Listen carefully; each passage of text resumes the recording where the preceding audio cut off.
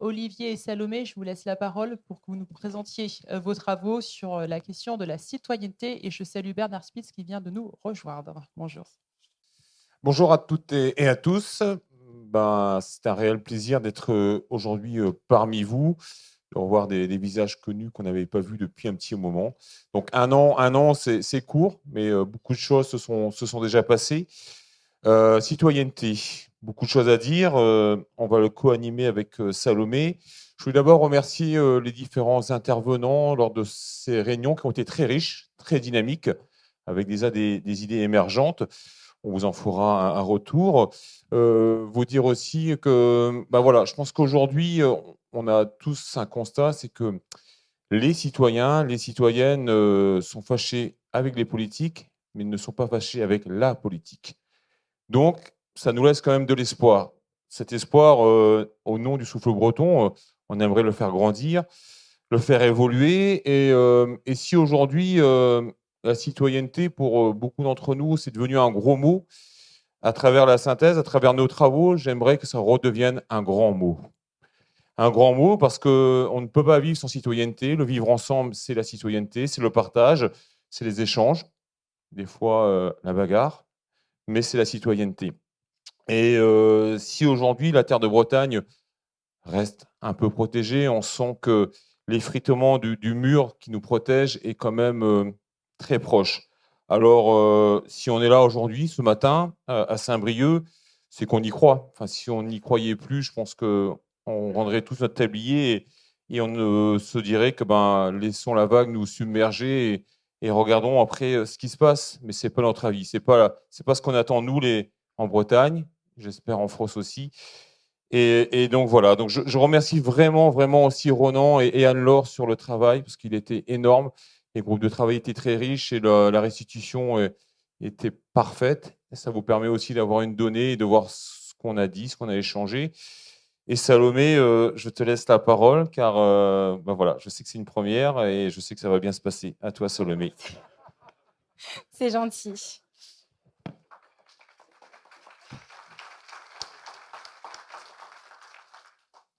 Alors, donc moi, je vais vous proposer justement de vous parler d'une synthèse qui a été validée par le groupe sur le sujet de la citoyenneté et de la lutte contre l'abstention. Donc, quelques points vont peut-être vous faire réagir, vous, les élus, comme les citoyens présents dans cette salle.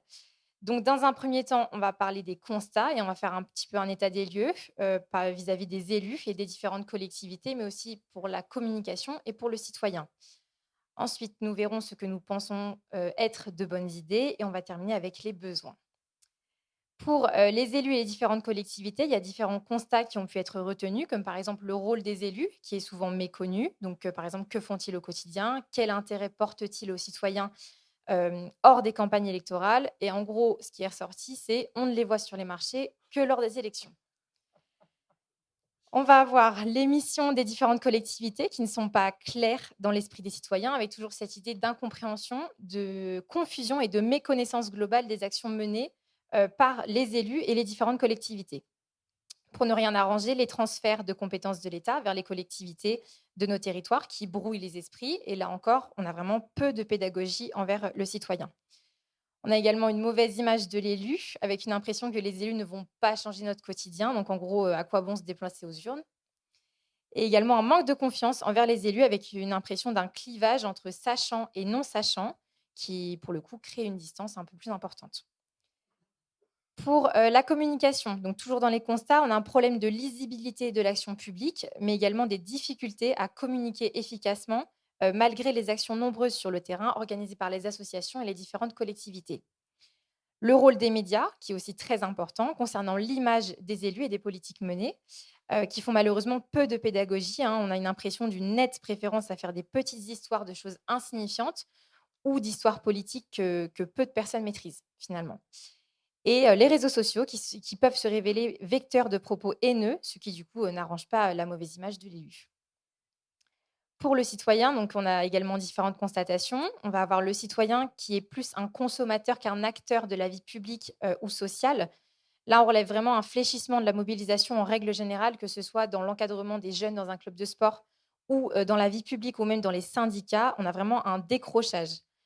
ce que du coup on va pouvoir nommer comme le décrochage civique. Donc c'est vraiment un ras-le-bol des élections successives et une impression de tambouille politicienne.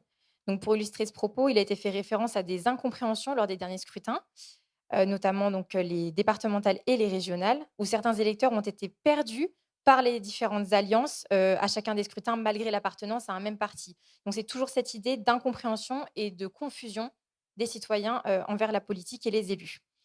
Et on peut dire qu'on en a aussi également marre de la petite musique du vote dit utile. Donc voilà pour les constats. Je pense que ça nous fait collectivement réagir, mais nous avons eu également des bonnes idées, donc je vais vous les partager. Donc pour impliquer plus et mieux les élus comme les citoyens, le groupe de réflexion a fait des propositions ou des vœux pour tenter de développer la citoyenneté et lutter contre l'abstention. Donc il y a également une idée qui est ressortie un peu plus que les autres, c'est un peu notre idée phare. Ce serait une caravane, donc que l'on pourrait nommer Bretagne citoyenne, donc c'est une proposition, mais ce serait une caravane itinérante dans les lycées pour commencer, pour voir si ça marche, avec des liens avec des associations citoyennes locales, des élus locaux et régionaux. Donc l'idée, c'est vraiment d'amener l'information directement à la source, entre guillemets, pour répondre à certaines questions comme les collectivités, ça sert à quoi, qui peut rentrer dans les collectivités, quels sont leurs rôles dans la vie de tous les jours, et également à susciter des débats, toujours dans cette lutte contre la confusion et l'incompréhension. Donc maintenant, je vais vous parler à l'échelle des élus, ce que vous, en tant qu'élu, vous pouvez faire quotidiennement. Donc vous pourriez par exemple encourager l'engagement associatif des jeunes citoyens et encourager en parallèle les collectivités territoriales à subventionner les petites associations. On pourrait également développer et utiliser les outils participatifs numériques pour permettre aux citoyens de s'impliquer davantage dans la vie politique, citoyenne et sociale, pour le coup. On pourrait expérimenter les budgets collaboratifs participatifs dans nos territoires, voire dans nos lycées, ce qui du coup donnerait des clés de lecture et de compréhension un peu plus importantes aux citoyens. Les collectivités territoriales qui devraient valoriser les actions citoyennes et également communiquer sur leur réseau. Et ces mêmes collectivités qui, justement, pourraient aussi privilégier les communications grand public plus accessibles et moins jargonneuses.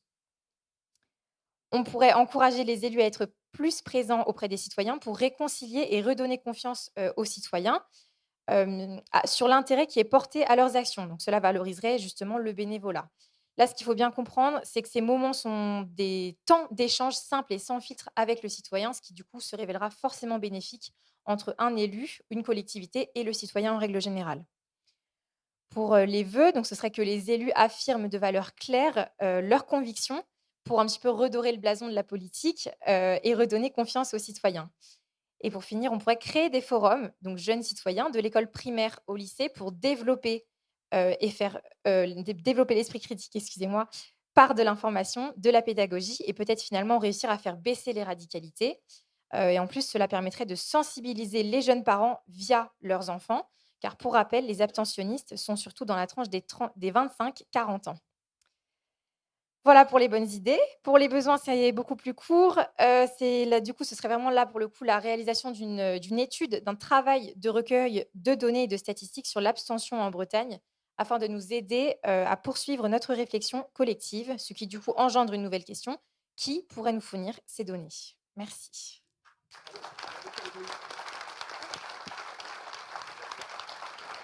Merci Olivier et vraiment un grand bravo Salomé pour la clarté des propos, des propositions. C'est du concret. Je crois qu'au vu des sourires dans la salle, un grand bravo pour ta prestation. Vraiment.